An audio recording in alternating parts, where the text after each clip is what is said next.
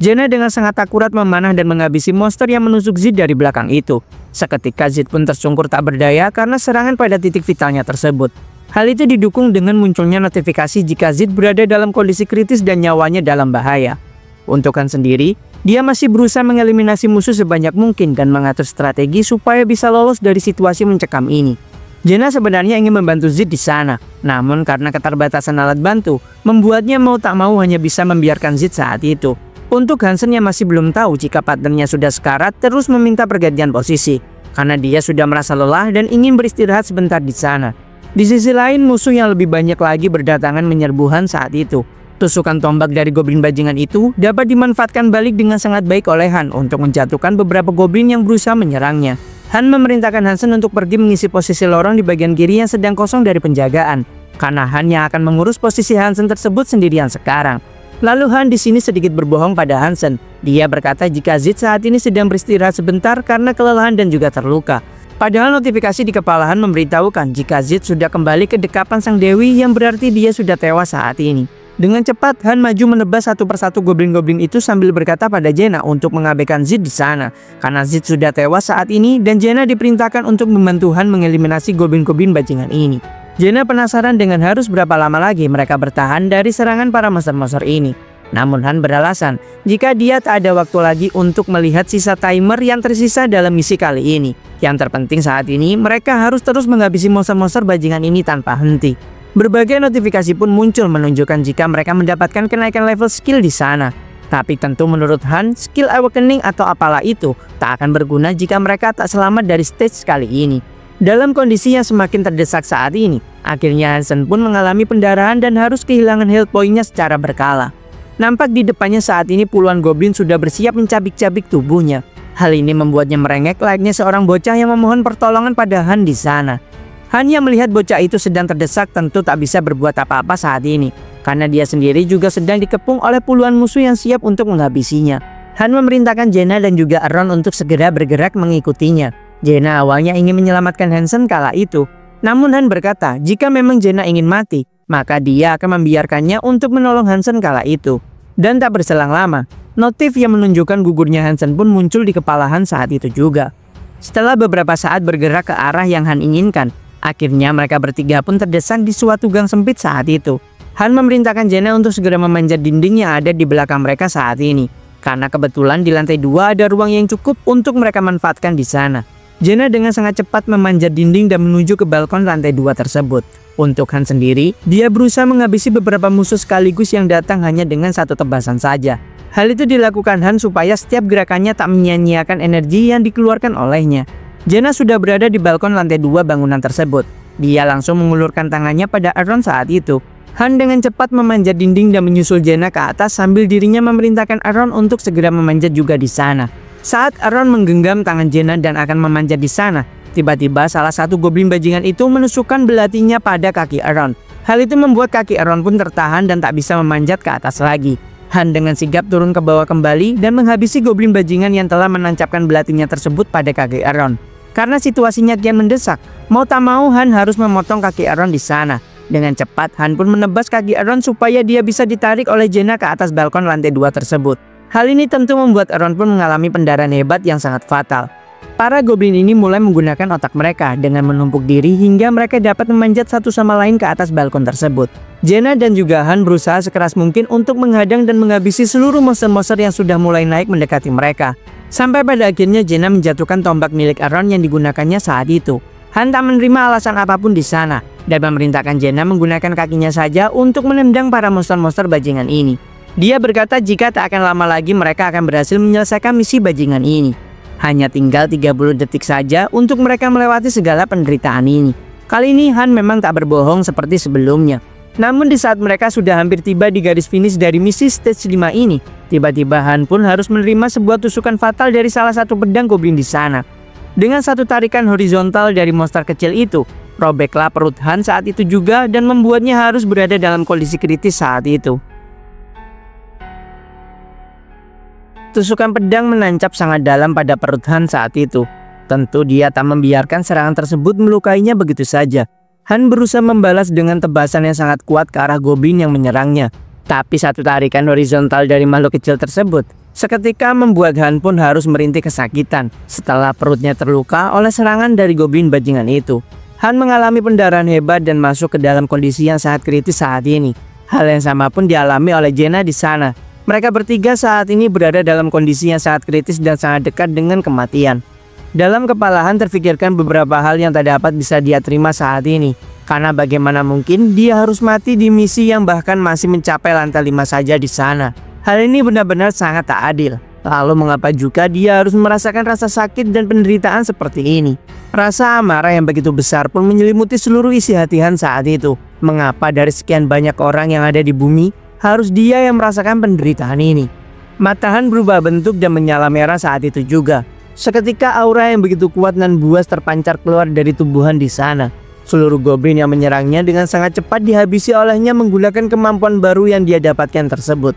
Han merasa tak rela jika dirinya harus mati di tempat busuk ini, apalagi dia saat ini masih berada di lantai 5 saja. Dengan aura yang begitu buas, Han pun menantang seluruh monster tersebut untuk maju secara bersamaan. Karena Han akan membantai mereka semua menggunakan skill berserk yang baru dia dapatkan di sana. Meski saat ini bernafas saja sangat sulit untuk Han lakukan, bahkan seluruh sel yang ada di tubuhnya menjerit kesakitan. Tapi dia tak akan membiarkan bajingan-bajingan kecil ini membunuhnya dengan mudah di sana. Dengan tebasan yang menjadi lebih kuat dari sebelumnya, dia pun menghabisi beberapa goblin dengan sekali tebasan saja. Han di sini akan melakukan segala hal untuk menang, meski tubuhnya harus hancur sekalipun di sana. Mayat-mayat dari para goblin mulai berjatuhan menumpuk satu sama lain saat itu juga. Sampai pada akhirnya pedang milik Han tak mampu mengimbangi kekuatan yang dimilikinya saat ini. Patahlah pedang sederhana yang mulai menumpul tersebut di sana. Tapi meski begitu, Han pun terlihat tak ingin mundur sedikit pun. Dia akan menggunakan segala hal yang ada untuk menghabisi para monster-monster bajingan tersebut. Bersamaan dengan hal itu, timer pun menunjukkan angka 0 yang menandakan jika misi kali ini telah berhasil diselesaikan. Seketika monster-monster tersebut menghilang layaknya sebuah hologram yang berhenti dan memudar di sana. Monster-monster yang berusaha menyerang Jenna dan Aaron pun juga ikut menghilang saat itu. Lalu muncullah notifikasi di kepala Han jika mereka telah berhasil menyelesaikan misi dan sekaligus naik level kali ini. Kembalilah mereka diteleport ke lobi pemain. Notifikasi didapatkan oleh Master Whatever jika dia telah berhasil membuka dungeon harian setelah menyelesaikan tantangan di lantai 5 ini.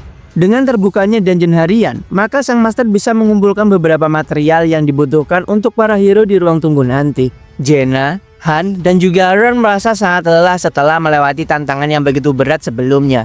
Hal itu dikarenakan perlengkapan dengan kualitas seadanya yang telah mereka gunakan saat ini. Jenna terlihat menangis bahagia karena meski mereka telah melewati hari yang begitu berat, setidaknya mereka masih bisa bernafas saat ini. Dengan sedikit bantuan dari Han, Jenna pun berusaha berdiri di sana. Hal itu karena Jenna sendiri sudah merasa sangat lemas dan juga kehabisan tenaga sekarang. Lalu Jenna menanyakan pada Han jika apakah mereka benar-benar sudah berhasil menyelesaikan misi ini atau belum.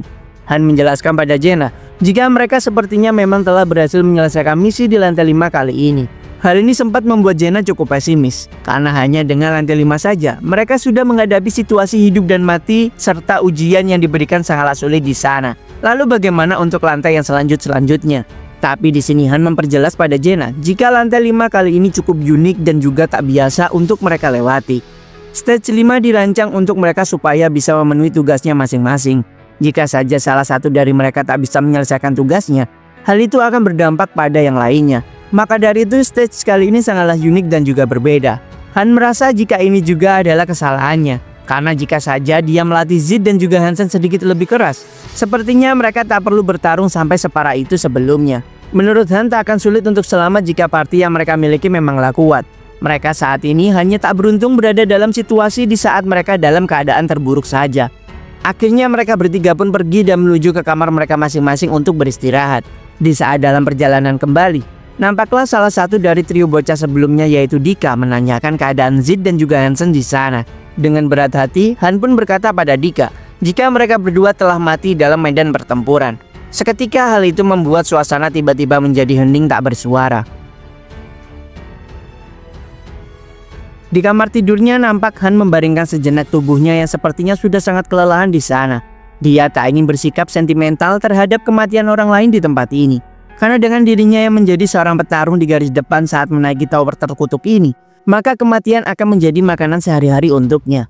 Lalu setelah itu, Han memikirkan suatu hal yang cukup aneh saat ini. karena mengapa dirinya mendapatkan kemampuan skill Berserk yang sangat bertolak belakang dengan skill Composure miliknya. Hal ini bisa dikatakan jika 100% adalah sebuah bug. Skill Composure dapat membuat Han untuk mempertahankan akal sehatnya apapun yang terjadi supaya tetap tenang. Sedangkan Berserk membuat Han meninggalkan akal sehatnya demi menambah kekuatan pada tubuhnya. Dua skill yang bertolak belakang ini biasanya tak dapat bersatu, dan mustahil untuk didapatkan secara bersamaan oleh seorang hero. Tapi mungkin hal ini adalah efek dari Han yang saat ini menjadi seorang hero, namun juga sekaligus menjadi seorang master. Han tak tahu lagi saat ini, karena dia hanya ingin rebahan saja dan tak ingin memikirkan hal tersebut hari ini. Han sudah memprediksi jika mulai besok semuanya akan menjadi sangat sibuk. Maka dari itu, dia ingin beristirahat sejenak untuk sekarang.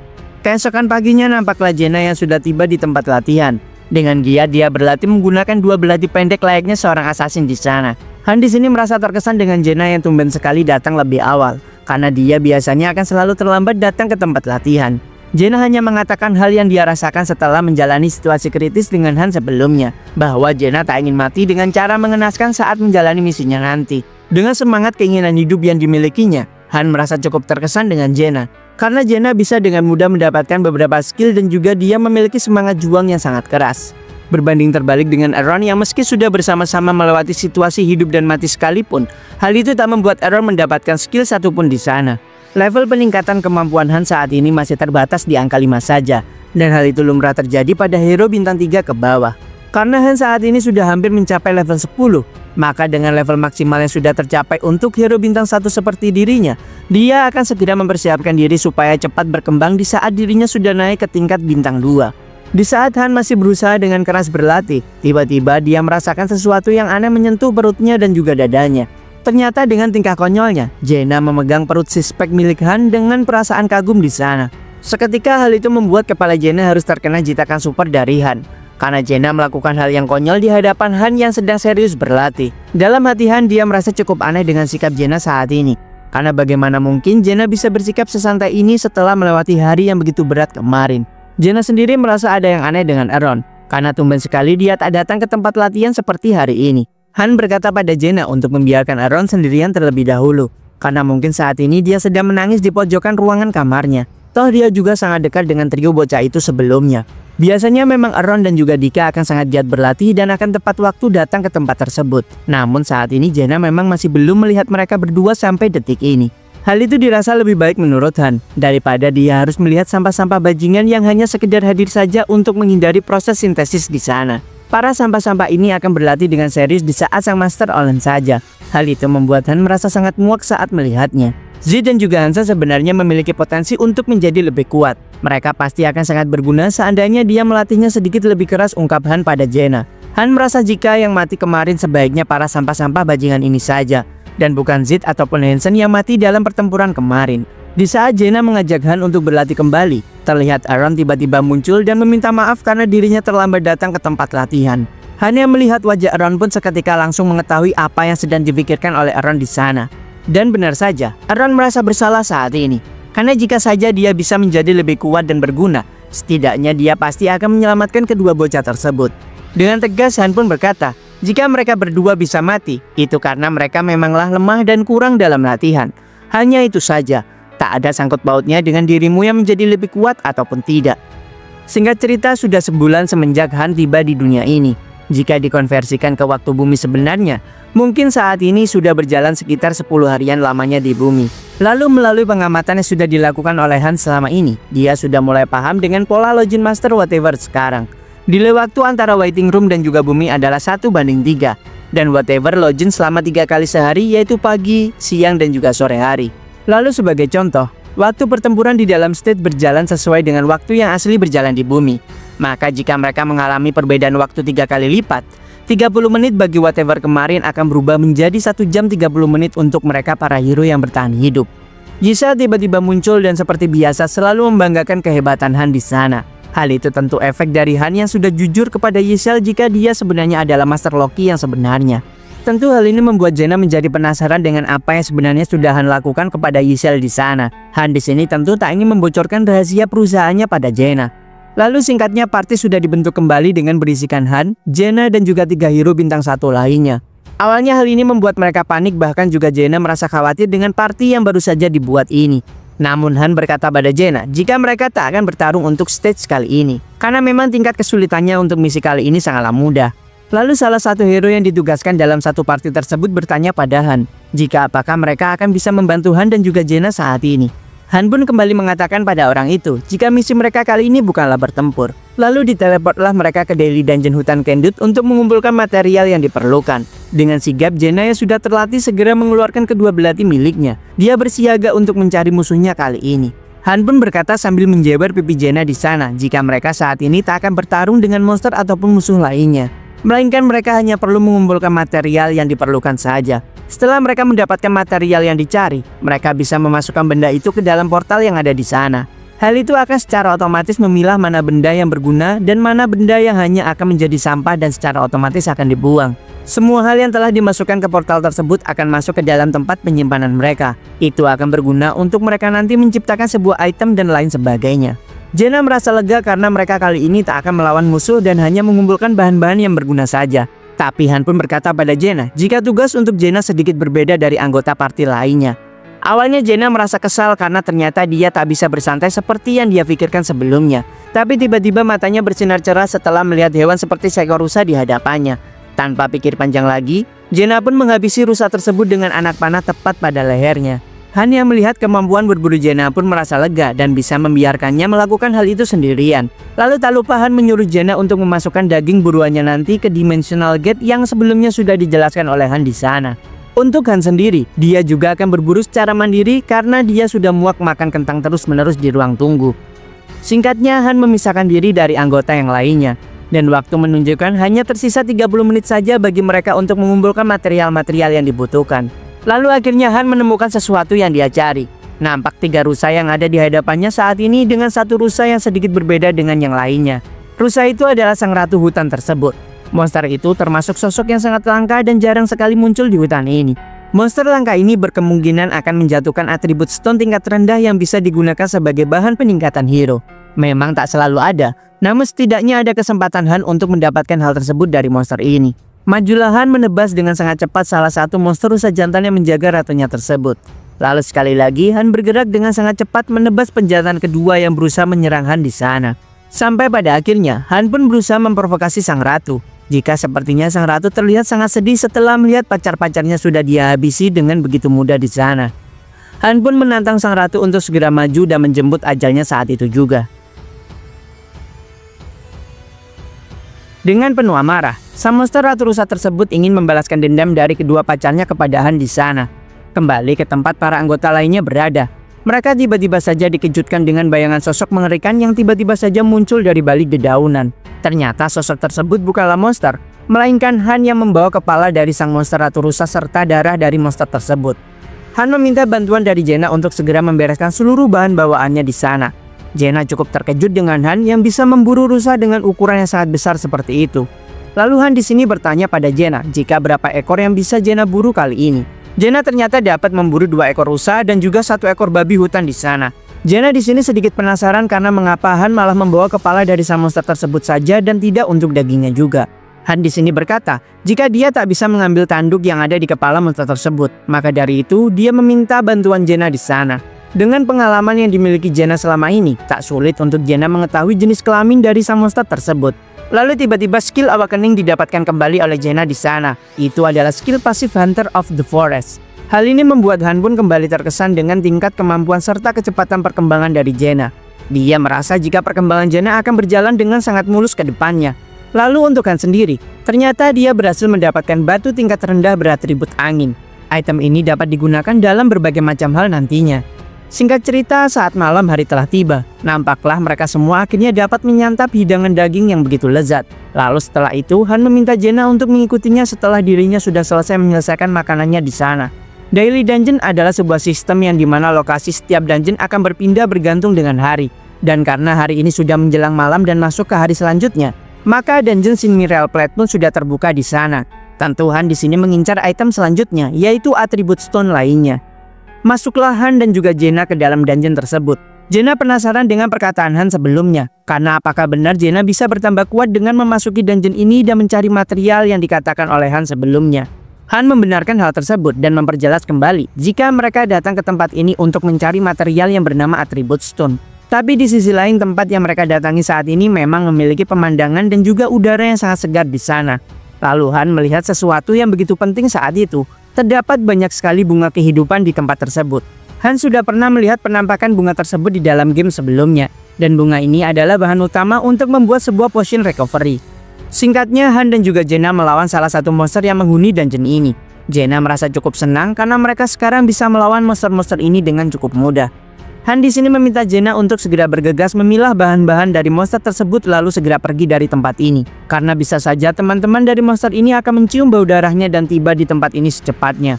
Han di sini juga berhasil kembali mendapatkan atribut stone yang dicarinya. Jaina merasa sangat senang sekali berada di tempat ini. Dia berharap bisa seperti ini seterusnya. Berburu dan mengumpulkan tanaman. Ada makanan yang sudah tersedia, serta tempat tidur yang sudah siap ditempati. Semua hal ini pasti akan menjadi surga jika saja sosok master tidaklah ada. Hal ini seketika membuat Han pun terkejut, karena dia sendiri sebelumnya adalah seorang master dari game Pick Me Up. Mendengar perkataan Jaina yang berharap jika sang master tak pernah datang login kembali, hal itu membuat Han pun berpikir tentang apakah orang-orang di Nilfheim juga berpikiran sama seperti itu. Yaitu berpikir jika akan lebih baik kalau master tidak datang saja untuk login game kembali. Han pun bertanya pada Jaina jika apakah memang Jaina tak ingin bertarung saja. Karena dengan bertarung mereka bisa menghindari proses sintesis yang dilakukan oleh sang master. Jaina pun berkata jika dia bisa melakukan berbagai macam hal. Dan jika memungkinkan, dia meminta pada bosnya tersebut untuk menempatkannya di posisi yang lebih mudah jika memang situasinya nanti sudah mulai membaik daripada sekarang. Han pun tersenyum kecil mendengar perkataan Jaina tersebut. Singkatnya beberapa hari kemudian sudah terlewati. Masuklah mereka ke tower lantai 6 dengan misi menginvestigasi lokasi yang belum diketahui. Dika saat ini sudah tergabung di party tersebut dan dia saat ini ditugaskan untuk ikut serta dalam misi. Ron pun heran dengan misi yang mereka jalankan saat ini, karena sepertinya mereka tak melawan goblin seperti sebelumnya. Han pun memerintahkan mereka semua untuk mengecilkan suara dan tak menarik perhatian dari musuh. Han memberitahu anggota partinya jika mereka bisa menyelesaikan misi ini saat mereka bisa memenuhi seluruh syarat yang diperlukan. Terdapat 3 goblin berlevel 8 yang sedang berjaga di hadapan mereka saat ini. Menyadari jika salah satu dari mereka memiliki trompet untuk memanggil kawanan para goblin, maka Han pun memerintahkan mereka untuk tak bertindak gegabah terlebih dahulu dan terus menjaga jarak supaya tak diketahui oleh musuh.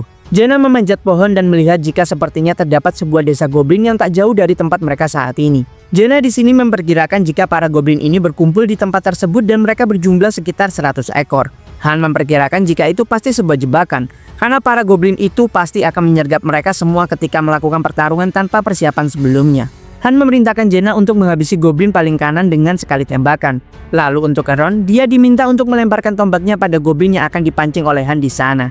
Lalu untuk Dika adalah tugas yang cukup mudah, yaitu membantu mereka di saat sesuatu yang tak direncanakan terjadi. Tembakan panah Jaina sangat tepat bersarang di kepala sang target. Lalu untuk Aaron, dia pun dengan sigap menombak salah satu goblin hingga membuatnya juga ikut tumbang di sana. Saat salah satu goblin tersebut ingin meniup trompet yang dia bawa, dengan sangat cepat, Han pun menebas kepala monster tersebut hingga terpisah dari badannya di sana. Dengan rencana yang sudah sangat matang disusun oleh Han sebelumnya, Jaina dan juga Aaron dapat menghabisi musuh dengan sangat mudah di sana. Lalu untuk Han sendiri, dia pun sudah memprediksi dengan sangat baik apa yang akan dilakukan oleh goblin yang masih tersisa. Satu tebasan dari Han pun dapat menggagalkan upaya sang goblin untuk memanggil para kawanan goblin lainnya menggunakan trompet yang dibawanya. Stage 6 pun berhasil diselesaikan dengan sempurna oleh mereka berempat. Sebelum diteleport ke ruang tunggu, Han pun bergerak secepat mungkin untuk memeriksa hal yang dia perlu ketahui. Menurut pemikiran Han saat ini, tentu pasti akan ada petunjuk lainnya. Karena tak mungkin di quest eksplorasi seperti ini yang muncul hanya satu misi saja. Meski quest yang dibentuk saat ini muncul secara random, bukan berarti hal itu tak dapat diprediksi sedikit pun. Tibalah Han di markas para goblin berkumpul. Dengan sangat hati-hati, Han pun memeriksa isi dari desa para goblin tersebut. Setelah memeriksa beberapa saat, salah satu goblin sepertinya menyadari akan kehadiran seseorang yang bukan dari kalangan para goblin. Namun di waktu yang sangat tepat, Han pun sudah menghilang karena dia sudah diteleport kembali ke ruang tunggu para hero. Jaina penasaran dengan apa yang dilakukan Han sendirian. Han pun menjelaskan jika dia ingin memeriksa beberapa hal yang diperlukan untuk mempersiapkan misi di lantai berikutnya. Menurut Han, ada beberapa kali di mana petunjuk akan diberikan supaya mereka tahu tantangan apa yang akan diberikan di dungeon utama nanti. Quest misi berantai ini biasanya akan dimulai dengan misi eksplorasi dan sering disebut sebagai stream. Dan memahami sebuah alur dari stream adalah hal yang paling wajib bagi seorang master yang bermain game Pick Me Up ini. Han di sini tak tahu dengan apakah Master Whatever mengerti pesan yang dia sampaikan melalui penelusurannya ke desa goblin itu atau tidak. Lalu terlihat Han mendapatkan laporan jika telah muncul beberapa hero yang sedikit berbeda dari biasanya, karena mereka memiliki sebuah senjata yang dibawanya, serta aura yang keluar dari mereka semua cukup aneh tak seperti hero lainnya. Han pun di sini sudah menduga kedatangan para hero tersebut, kedatangan dari hero gacha premium. Han pun bertanya pada Yisel jika apakah sang master sudah melakukan top up saat ini. Dengan sangat riang, Yisel pun membenarkan hal tersebut, karena sang master sudah melakukan top up dengan nominal yang cukup besar. Han pun meminta Chloe untuk kembali ke dapur dan menenangkannya di sana, karena mereka para pendatang baru tersebut tak akan melukainya. Mereka hanya perlu sedikit waktu untuk menyesuaikan diri dengan tempat baru ini. Singkatnya, nampak salah satu hero tersebut termenung sendirian, dan tiba-tiba saja Jenna pun menyapanya dengan sangat antusias di sana. Diketahui setelah mereka berkenalan, nama dari wanita di depan Jenna adalah Edith Kellen. Lalu diperkenalkanlah Edith oleh Jenna kepada Han di sana. Setelah Han mengintip sedikit statistik yang Edith miliki, dia pun cukup terkesan dengan Edith yang memiliki bintang 3 dan datang dengan kelas khusus. Edith merupakan seorang hero dengan tipikal thief atau pencuri, yang memiliki kekuatan serta health point rendah namun kecepatan yang sangat tinggi. Han pun akhirnya berkata jika dia ingin sedikit mengobrol dengan Edith di sana. Setelah berpindah ke tempat yang lebih nyaman, akhirnya Han dan juga Edith pun bisa berbincang dengan lebih leluasa. Han menanyakan tentang apakah Edith mengingat cara dia datang ke tempat ini. Edith pun berkata jika dia tak ingat apapun. Namun yang dia tahu saat ini hanyalah mereka disummon ke tempat ini untuk bertarung. Dan di saat dia mencoba mengingat hal itu lebih dalam lagi, kepala Edith pun terasa sangat sakit. Han juga menanyakan tentang apakah Edith mengetahui perihal sintesis. Hal yang membuat aneh di sini adalah Edith mengetahui jika sintesis adalah proses memperkuat hero dengan mengorbankan hero lainnya. Hal ini membuktikan jika informasi yang diberikan pada seorang hero itu juga tergantung dari tingkat rank yang dimiliki oleh mereka. Han menduga jika sepertinya Edith adalah seorang pejuang sebelumnya, terlihat dari pakaian yang digunakannya saat ini. Edith bercerita jika dia dulunya adalah bagian dari kelompok mercenary Manet Wolf. Di ingatan terakhir yang dimilikinya, dia sedang berada di wilayah Halcea. Namun ketika bangun tiba-tiba dia sudah berada di tempat misterius ini. Han di sini memperkirakan posisi Edith di kehidupan aslinya. Jika sepertinya dia memiliki posisi yang cukup tinggi berdasarkan bintang yang dibawanya saat menjadi hero di game Pick Me Up ini. Lalu tiba-tiba terdengar suara Yisel yang memanggil mereka berlima untuk segera datang ke balai kota dengan segera. Nampak salah satu teman Edith pergi dari ruangan makan sambil membawa satu daging paha yang cukup besar. Chloe berkata pada Han jika paha tersebut setidaknya bisa membuat kenyang 5 orang yang memakannya. Han pun berdiri dan sepertinya akan meminta pria besar itu untuk mengembalikan daging tersebut di sana. Lalu terlihatlah party baru dari grup Manet Wolf pun sudah dibentuk, dan Avan pun ditunjuk sebagai leader oleh Master Whatever saat ini. Para hero lainnya berusaha memprovokasi Han untuk melakukan sesuatu, karena hero baru tersebut memiliki aura yang berbeda dan juga memiliki sebuah senjata. Bagi Han memang mereka terlihat seperti seorang penjahat, namun mereka terlihat cukup kuat seimbang dengan penampilan mereka. Dengan nada yang begitu menusuk, Han pun bertanya pada para bajingan malas tersebut, jika apa yang mereka inginkan darinya, apakah sebuah perlindungan. Lalu kau pikir diriku akan melakukan semua itu dengan gratis? Han melanjutkan perkataannya, jika sebelumnya mereka sendiri yang mengabaikan dan juga meremehkan pentingnya sebuah latihan. Lalu dengan tanpa tahu malu saat ini mereka meminta bantuan dari dirinya. Seharusnya orang-orang lemah seperti kalian memang harus membungkuk di hadapan orang-orang yang kuat seperti mereka. Bagi Han orang-orang ini layaknya seonggok sampah. Jangankan Aron, bahkan mereka tak akan bisa menghadapi Dika sekalipun. Keseharian mereka hanyalah bermalas-malasan dan memakan daging buruan dari Jenna. Mereka bisa saja mempelajari skill memasak dari Chloe atau yang lainnya jika mereka mau. Tapi mereka hanya terus berakting supaya dapat menghindari proses sintesis. Maka dari itu, dengan tatapan yang penuh dengan rasa muak di sana, Han pun memerintahkan mereka semua untuk segera minggir sebelum kesabarannya akan habis saat ini.